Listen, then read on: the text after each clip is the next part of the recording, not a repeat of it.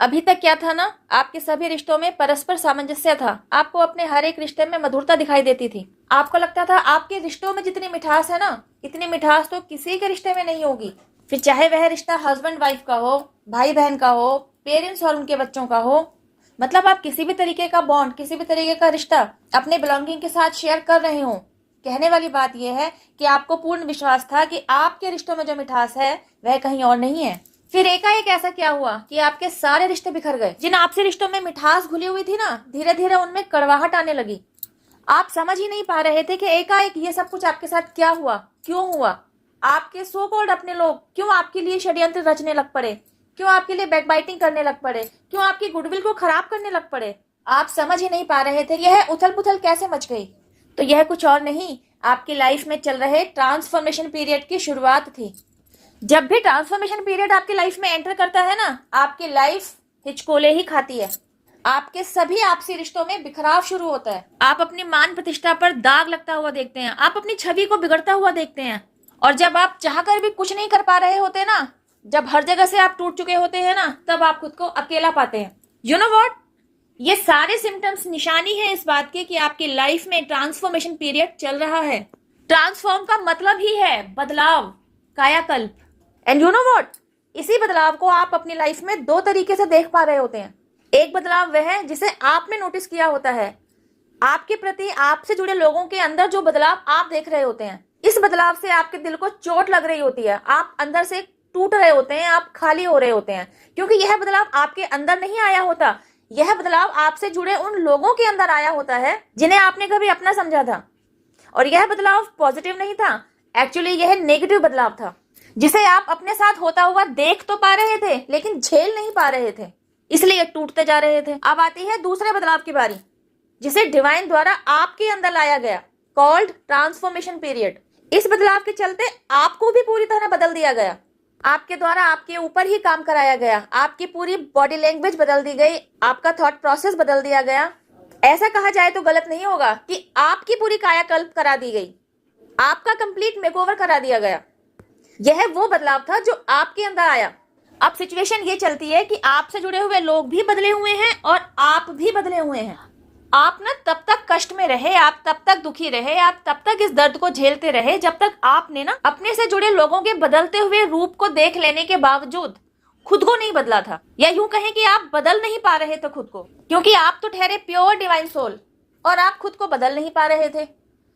और जो लोग आपसे जुड़े हुए थे उनके बदले हुए रूप के साथ आप चल नहीं पा रहे थे। तो आपकी लाइफ में बैलेंस बनाने के लिए ही आपको ट्रांसफॉर्मेशन पीरियड से गुजरना पड़ा। आप ही बताइए, आपके सामने आंधी चल रही है और आपसे कहा जाए आपको इस आंधी में बैठना नहीं है, आपको इस आंधी में चलते रहना है, तो आप चल पाएंगे क्या? नहीं चलेंगे ना, आप रुक जाएंगे। आप कहेंगे अभी ठहर लेते हैं, आंधी के निकल जाने के बाद आगे का सफर तय करेंगे, है ना। डिवाइन द्वारा जो ट्रांसफॉर्मेशन पीरियड आपकी लाइफ में एंटर कराया जाता है ना, वह इसी आंधी की तरह है। लेकिन उसकी कंडीशन ये है कि इस आंधी वाले पीरियड में आपको रुकना नहीं है, बल्कि आपको चलते रहना है। ताकि आप इस आंधी वाले पीरियड में चले, इसके लिए ही आपको डिवाइन की तरफ से एक जोरदार पुश दिया जाता है, सोल शॉक, जोरदार धक्का, जो सीधा आपको इस आंधी को झेलते हुए आंधी के पार पहुंचा देता है, जहां मिलती है आपको अद्भुत शांति। एंड यू नो व्हाट, इस अद्भुत शांति वाले समय को अचीव करते करते आपके अंदर बदलाव लाया जा चुका होता है। डिवाइन द्वारा जो ट्रांसफॉर्मेशन पीरियड आपकी लाइफ में लाया ना, उससे निकलते निकलते न केवल आपके अंदर बदलाव लाया जा चुका था, आपके अंदर पीस क्रिएट की जा चुकी थी, आपके अंदर जो स्ट्रेंथ सो रखी थी ना, उसको जगाया जा चुका था, आपकी सोच और समझ बुद्धि के स्तर को विकसित किया जा चुका था, आपको स्मार्ट बनाया जा चुका था। और इंट्यूशन पावर के तो क्या ही कहने, आप इतने इंट्यूटिव हो गए थे कि सामने वाले के चेहरे को पढ़कर आप समझ पाते थे कि इसके दिमाग में क्या चल रहा है। इतना स्मार्ट आपको बना दिया गया था। ये सारे चेंजेस लाए गए आपके अंदर तब जब आप ट्रांसफॉर्मेशन पीरियड से गो थ्रू हुए। अब यह प्रतिस्पर्धा जो चल रही थी ना, यह आपके और आपसे जुड़े लोगों के साथ नहीं चल रही थी, बल्कि आपके अंदर आए बदलाव की आपसे जुड़े लोगों के अंदर आए नेगेटिव बदलाव के साथ। आपके अंदर आया पॉजिटिव बदलाव और आपसे जुड़े लोगों के अंदर आया नेगेटिव बदलाव। इन नेगेटिव बदलाव और पॉजिटिव बदलाव की एक दूसरे के साथ प्रतिस्पर्धा चल रही थी। जीतेगा कौन? यस ऑफ कोर्स, जहां डिवाइन है, जहां पॉजिटिविटी है, जहां प्योरिटी है, जहां आप हैं, जीत आपकी ही है।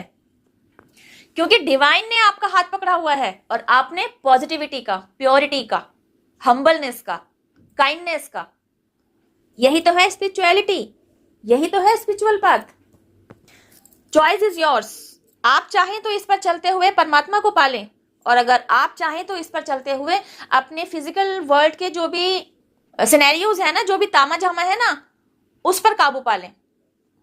Choice is yours. I hope guys video में दिया गया मैसेज आपको समझ में आया होगा।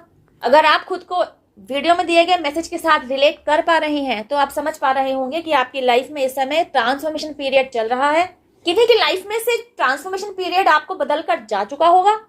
कोई पूरी तरह ट्रांसफॉर्म्ड हो चुके होंगे, कोई ट्रांसफॉर्म्ड होने की कगार पर होंगे, और कोई ट्रांसफॉर्म्ड होने के इनिशियल स्टेज पर होंगे।